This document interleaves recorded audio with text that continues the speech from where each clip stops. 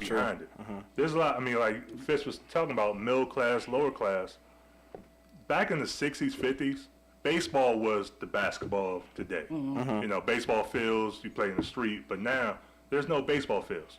Like in my neighborhood, they closed, the baseball field has been dug up. They're about to put a playground there or some other stuff. And that's the problem. Like basketball, football is easier to play. It's all you need is one ball. Baseball, you need bats, you need gloves, you need a baseball. You need equipment, and you need a lot of players. Basketball, all you need is one person to really play basketball. Accessibility is not the problem because it's pools everywhere, but you don't see kids say, I want to be the next Michael Phelps. So it is what it is, all about interest and culture. The hop on that is, black kids are never learn how to swim. We just play in the pool. I mean, everyone knows black people don't swim. We just walk around the pool. That's not true. It's a stereotype. Ken Get Right is rolling over his grave right now, man. He got all the jail yard, you know what I'm saying, into a baseball uniform, dog. What I'm saying is basically we need to leave race out of everything. Right now, it's getting even worse in politics. Things are starting to resurface. It's great to see black persons wearing a Peyton Manning jersey at a football game, and in reverse, it's great to see white people wearing an Allen Iverson jersey. Would they wear Allen Iverson's jersey if he wasn't an athlete? And when I say that, I mean you might be scared if you're a white person seeing Allen Iverson out in public. Just let's be real, but you root for him as a sports fan. Yeah. So I think that's good to see, man. I believe that race is just brought up too much in so many different aspects, man.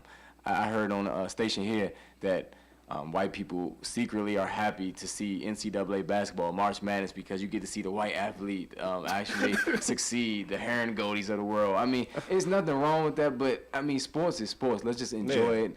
Color shouldn't matter, man. It's pure. Let's have fun Sports with is it, man. sports is supposed to be pure. From a college aspect, I mean, sports is at its purest point in college. That's when you see teams play, you know, a better form of basketball than, you know, sometimes in the pros. But, I mean, unfortunately, the society we live in, race is always going to dominate the topic of discussions on everything. I mean, I mean, you can't really hide it. I mean, just like you said, you know, you try to see black quarterbacks in college.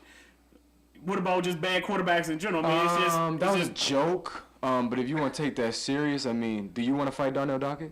Sure, Marlboro Pike. I told him where I'm at. You're not serious about that. I would put all my money on Darnell Dockett. You know what I'm saying? Bully me down, baby. MTV too. Anyway, dog. But I'm just saying, I was joking, dog. I mean, I don't hate the black quarterback. It was It was a joke. If King Al was in, he'll say the black quarterback. Well, that's him. I mean, I'm obviously not Al, evidently. But I mean, that seriously was a joke. I mean, like I said, man, let's enjoy sports. Sports is one of the things that we continue to enjoy. Look how Michigan State pulled together the state of Michigan during that tough time. I mean, let's have something positive to enjoy at this point, man. Everything's negative, even religion. Look at how y'all went on the pastor. He's a black pastor. Did y'all mention that? Eddie Long? Did y'all? Yeah, I mean, it's been a lot of people, man. You want us to talk about him again? I was saying Jim Baker. Y'all heard of him?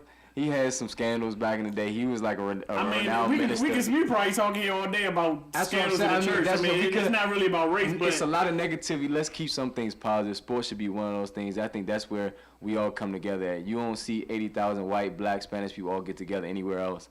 The Million Man March didn't have different cultures, did it? Nah. When Glenn Beck did his rally, it was majority was white people. On the other side, you had Sharpton with black people, man. Let's stay together. 90,000 in one stadium.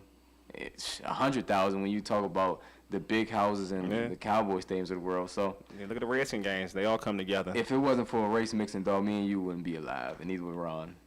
Wally would be. Wally's a purebred, man. You know, that's a totally different continent and different story. We already done talked about that before. We did, they didn't even want to come and get us back then. So we want to talk about that's for politics. That's all totally different. I'm the baby's daddy, boss.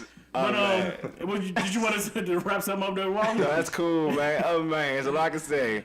Jiggling. But before we head out of this last episode, you guys got the I'm smack real. you guys got any final words or anything right there? I mean, where you just hey man, shout out to Keith Stover. I'm glad you listened to the show. He changed his name to Silent Wonder because Wally said that. I know. I was gonna say the same thing. Shout out, Steve.